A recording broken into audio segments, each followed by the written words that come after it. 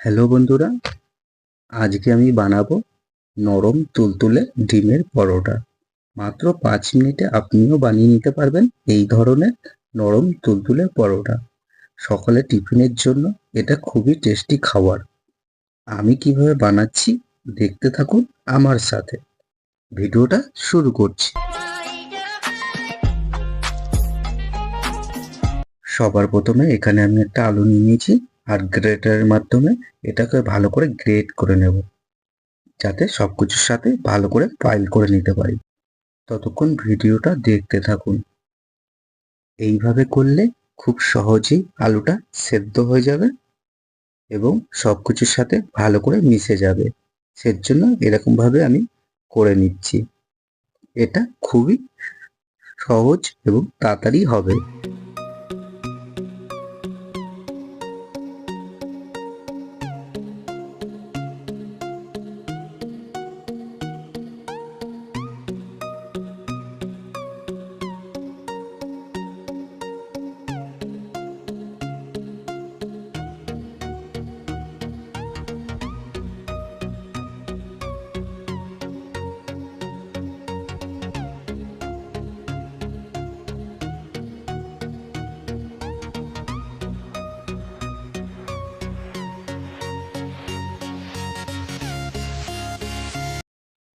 এইবারে একটা বাটিতে আমি 2 কাপ ময়দা নিয়ে নেব পরিমাণ মতন।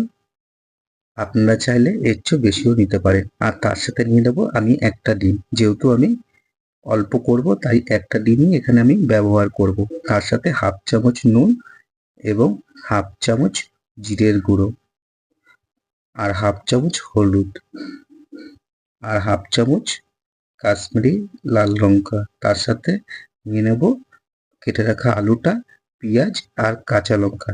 ঝালটা আপনারা পরিমাণ মতন দেবেন।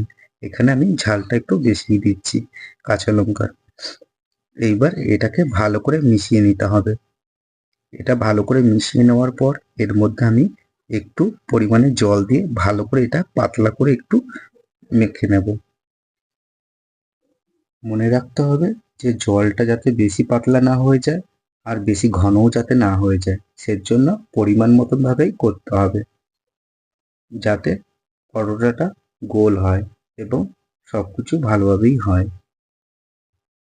আমি কিভাবে করছি একটু দেখতে থাকুন।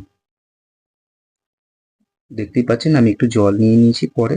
এবার এটাকে ভালো করে পাতলা করে নিচ্ছি। একটু বেশি মোটা হয়ে গেছে, সেজন্য জল নিয়ে ভালো করে এটাকে পাতলা করে নিচ্ছি। সকালে বাচ্চাদের জন্য এটা খুবই সহজ একটা রেসিপি। হাতে খুব কম সময় থাকলে এই রেসিপিটা ব্যবহার করতে পারেন। তো আমার এখানে এটা রেডি হয়ে গেছে। এবার একটা প্যান নিয়ে নিলাম আর তার সাথে দিয়ে দিলাম সাদা তেল।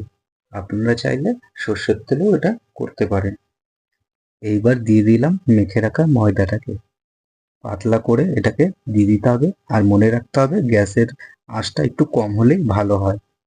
আর এটাকে কিছুক্ষণের জন্য আমি ঢেকে রাখবো 2 মিনিটের জন্য।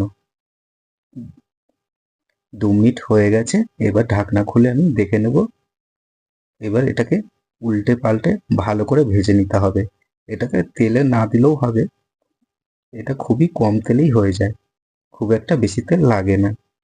তো দেখতে পাচ্ছেন এটা ভাজা হয়ে গেছে, নামিয়ে নিচ্ছি।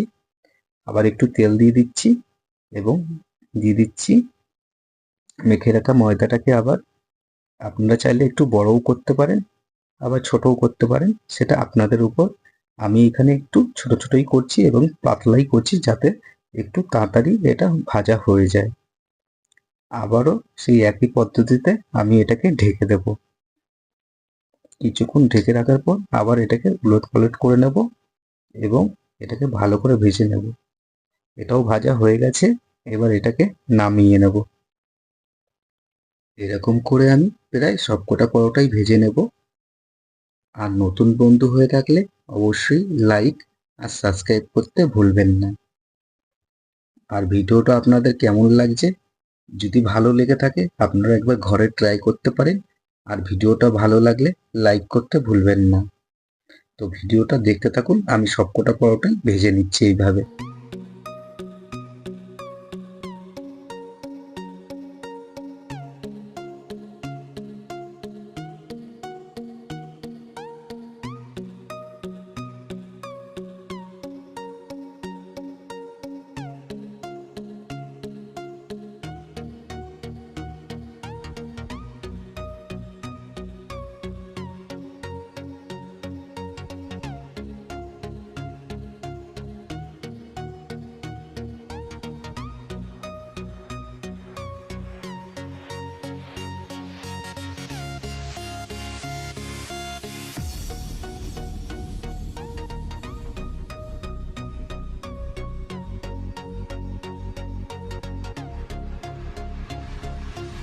প্রায় আমার সবকটা পরোটাই ভাজা হয়ে গেছে। এবার আমি এগুলোকে নামিয়ে নিচ্ছি আর একটা একটা করে আপনাদেরকে দেখাচ্ছি যে কেমন নরম এবং তুলতুলে হয়েছে পরোটাটা। আর এটা সবসময় নরমই থাকবে। তো সকলের টিফিনের জন্য এটা খুবই একটা কম সময়ে হয়ে যায় এবং বাচ্চাদের এটা খুবই প্রিয় খাবার। এর মধ্যে আপনারা গাজর ক্যাপসিকামও অ্যাড করতে পারেন।